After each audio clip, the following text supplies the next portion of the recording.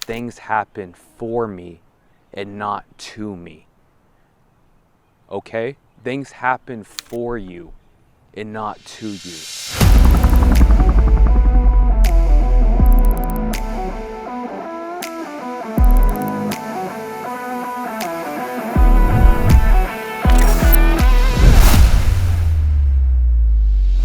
Hello and welcome to episode 4 of the Daryl Kemsley podcast. Sorry if the background glitches out a little bit. We're still in Bluffdale. We just have a green screen. Psych! We are here in Hawaii, beautiful Oahu. This is actually my favorite place on all of the planet. I've been to quite a few places before, but in Asia, I'm a foreigner. Out here, oh, it's raining on us right now. This is beautiful. Let's do a little podcast in the rain. We got Jasper right now protecting the equipment.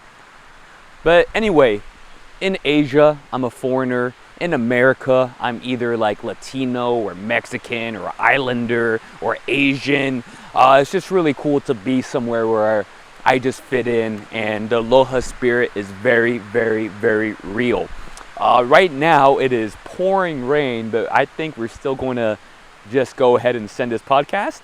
Maybe? Yeah. Maybe? Okay, let's do it. While I'm here, I want to talk about something. What I want to talk about is making lemonade out of lemons. That sounded very, very bad, but what I do want to talk about is making the best of every situation. And I think it's very ironic that it's raining right now, because that's what we're doing. So we're going to preach what we're saying right now, and let's make the best of every situation. But that being said, let me tell you a little bit of a story. When I was 19, 20, I was a full-time entrepreneur already. I did summer sales. I sold pest control, knocked doors for a whole summer, made a little bit of money, invested that money into Volkswagen during Dieselgate of 2015 and made a little bit of money from that. And that gave me the confidence to go in and start my businesses. Right when I started in this entrepreneurial world, I worked as a finder, and I helped tech company allocate money for their seed fund. Sometimes I got equity in the company, sometimes I got a little finder's fee, but that's kind of what I did for a few years. And in those few years, I was mildly successful in it. You know, in my head, I was very, very successful with it. Made all the money I've ever dreamt of making in my entire life. I believe I was barely 21 or maybe barely 22 when I picked up my dream cars. I picked up a DeLorean, paid in full. I picked up a BMW i8 that I used to print and put on the ceiling above my bed and look at every single night. I pretty much just went and got everything I've ever dreamt of. And why am I saying this? Am I saying this to be a little braggadocious right now? Absolutely not. I'm saying this because I was never more depressed in my entire life. I've never felt more soulless in my entire life. I was living with a bunch of friends. In fact, I let a lot of them live with me without paying rent. And we lived in a nice house. Everyone, like, we drove nice cars, and it was kind of a party scene. And I still like to work, you know, I worked hard, but everything I was doing was all for the wrong reasons. And the biggest thing is because I did not understand why I was doing what I was doing, and I did not understand my drive behind what I was doing. And I'm going to be a little personal today, and just be very genuine and just start sharing my story. But I think it's one with a couple good lessons that may be useful to someone, maybe not. And for me, that really came into finding my purpose. So again, I worked as a finder, made a little bit of money, found a little bit of success, and with that success came a lot of attention, and with that success came a lot of hate. My BMW i8 was vandalized by an old best friend of mine. My DeLorean actually was caught in a hit and run. My engine seized up and it caught on fire. I was going to sell the car that day and the car caught on fire. It was very devastating because it was like my dream car my entire life, and I spent so much time and energy and waited for it for restoration for a good year and a half before I was able to pick it up. And all of this caused so much attention and 15 seconds of fame with thousands and thousands of I'm talking literal thousands, because this went viral, of people just doxing me, calling me every rude thing you could possibly imagine, doing armed robbery, burglarizing my home, vandalizing everything. And it just caused so much hate on the internet towards me, because word on the street with me being a victim of my car getting vandalized and me being a victim of that hit and run was that it was like insurance fraud. And for some reason that was good for everyone to just really pick on a person, pick on another human being. And what all this led is to a very pitiful stage of my life. So pitiful. I was just stuck in victim mentality. Like, this isn't fair. Like, why did this happen to me? Why did someone I give so much love, attention to, would go and vandalize my car like that? Why would, me being a victim to my dream car catching on fire cause this reaction? Why does everyone hate me? And it happened so much that I began to just live in that vibration of pity, live in that vibration of shame. And I literally did not even feel worthy of the air I was breathing. I did not I didn't know who I was. And this is way before I've ever found myself or understood anything in life. And I was just trying to really figure out why all of this was happening. It got to the point where I spent a good year and a half of my life suicidal every single day. And again, I'm going to get a little bit personal, but I had zero will to be alive. I had zero will to do anything besides live off of my savings, live in my basement, and just smoke weed every single day. And I was just so pitiful of myself. I lost my relationship. I lost my girlfriend. I completely stopped talking to my family, and I cut off every single one of my friends because I felt so hurt. And I was just truly living completely isolated by myself in my basement, with any refusal to want to be anything more than pity.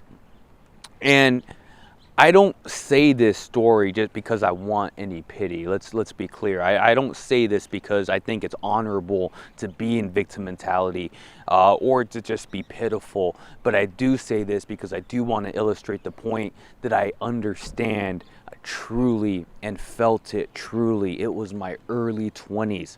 I didn't have a job. I dropped out of school. I didn't have any prospects. I just had a little bit of money in my savings, and all I wanted to do was live it up with that little bit of money and kill myself when that money was gone.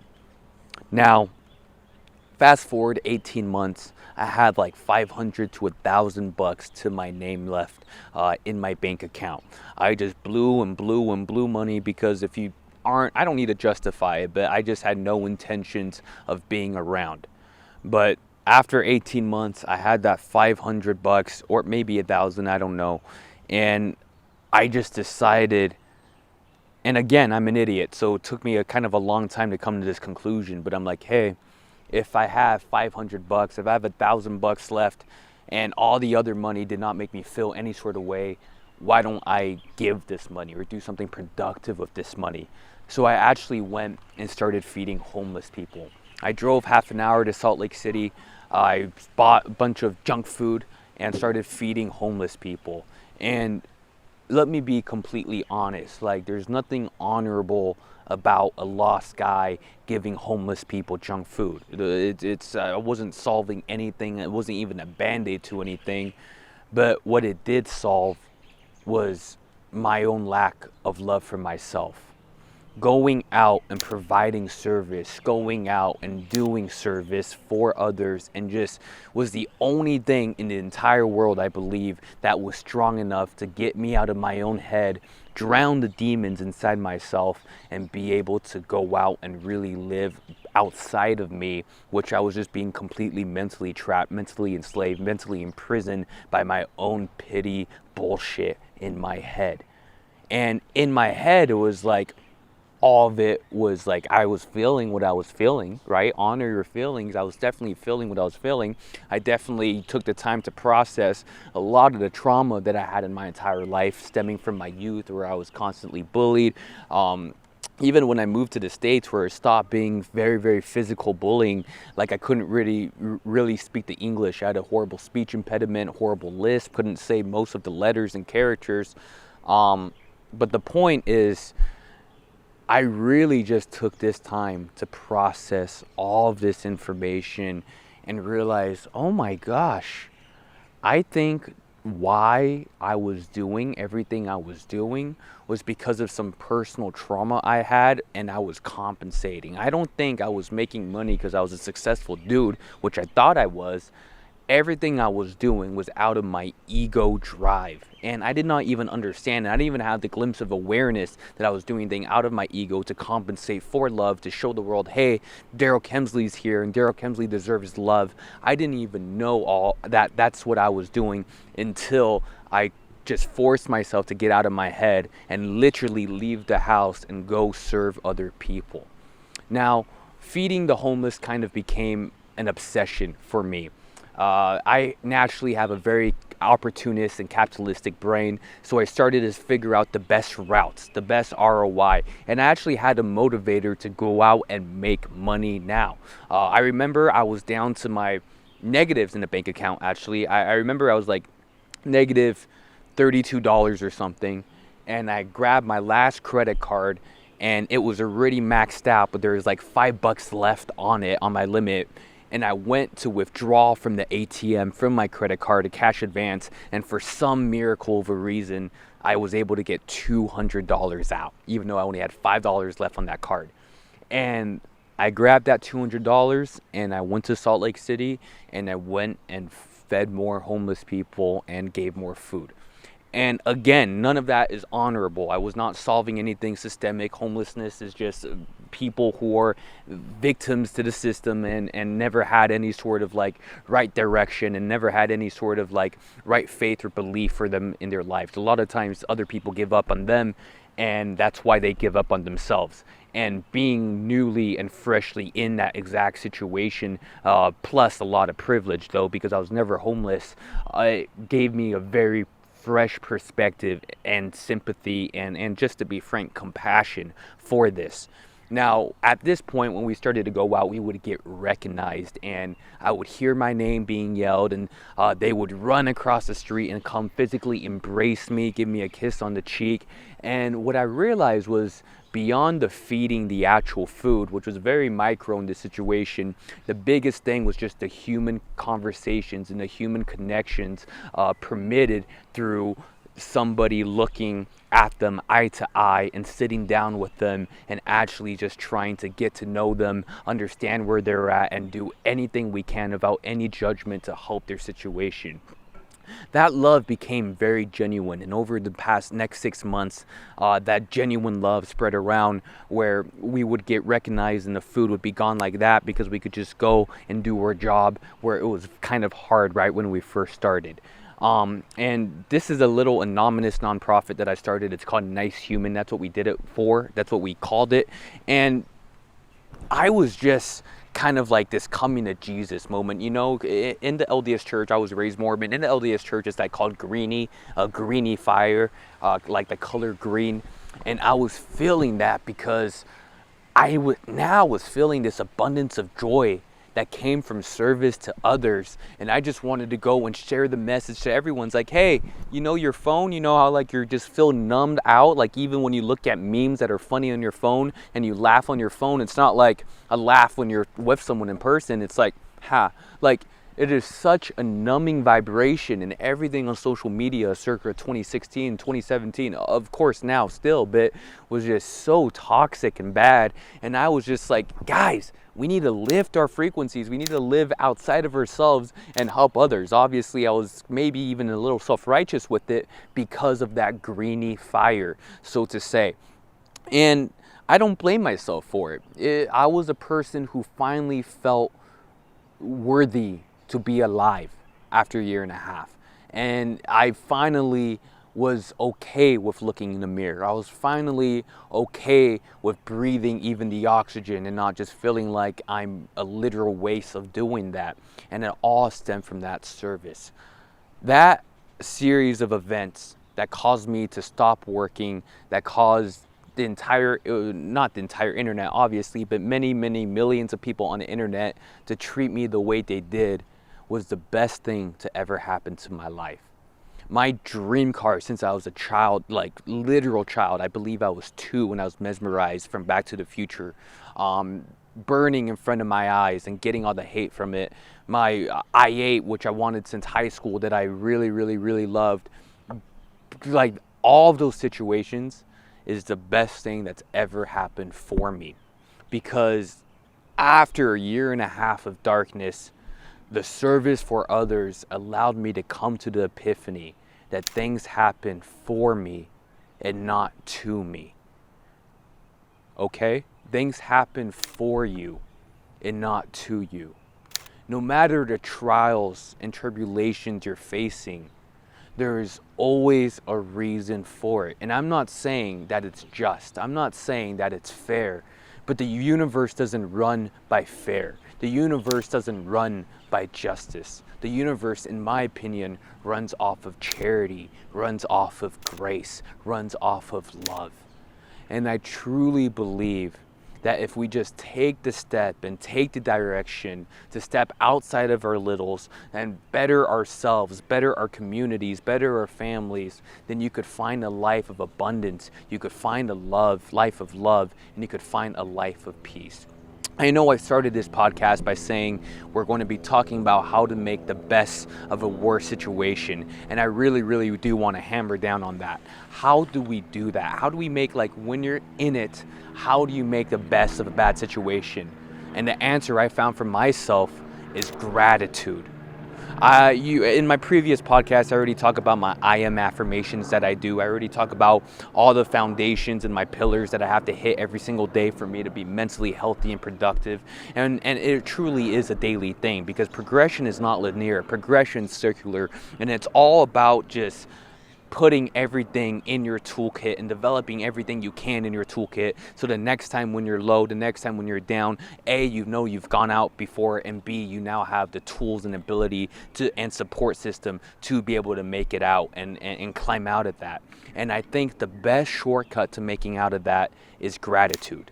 Gratitude.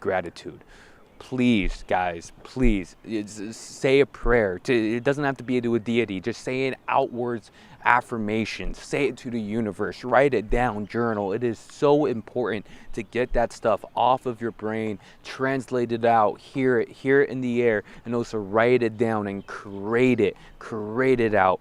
Gratitude is everything, and with gratitude comes silver lining. With gratitude comes increased perception on how that trial is literally for you by design and not to you.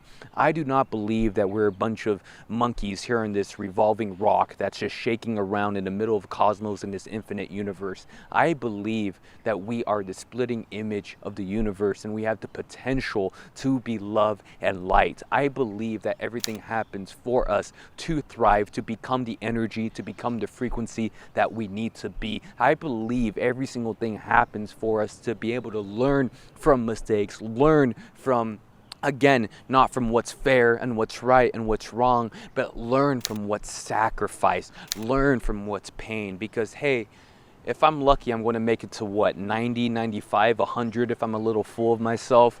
And how amazing is it, and how grateful should I be that in this entire universe I have these few short 90 years where I could even experience pain. And I know that could sound kind of crazy, but it's even to the point where some days when there's so much stress, because there always is, I just even am grateful. It's like, oh, I just stubbed my pinky toe.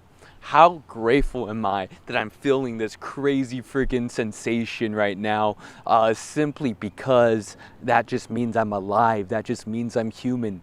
And guess what? If I weren't human, I wouldn't be here.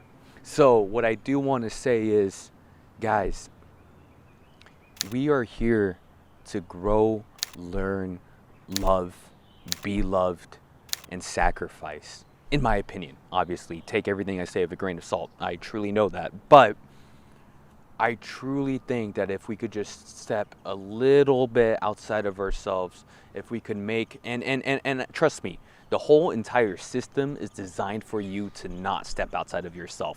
And then we talk about this in the other podcast too, with the entire eat, work, sex, sleep, entertainment, repeat every single day of our lives. It's kind of very, very, very difficult to unplug. It's very, very difficult to better yourself, your family, your friends, your community, when you're even finding change to go fill up gas, to go get underpaid, underappreciated, and overworked. Like, it's very, very difficult, and there's a lot of distractions. But the shortcut to it is gratitude, and the shortcut to it is serving others.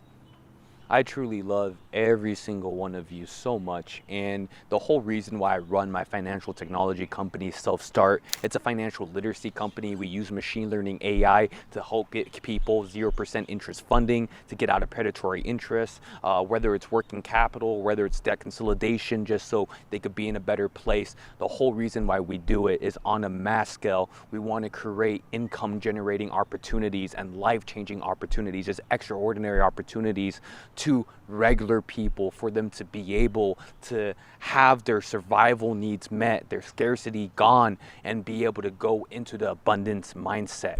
And I feel like this is a little bit rushed of a podcast and a little bit rushed of a story, but I hope it provides a little bit of an insight of why I'm as crazy as I am and why I do everything that I do. I haven't been on vacation in years. I haven't taken a break in years. This is a full-time grind for all of us, and I don't even really have time to be doing this podcast or the means to be but that's a lie, because we could always make time, because everything's a priority, and this is definitely a priority in my life, because I do want to just share that we are here to thrive and not survive.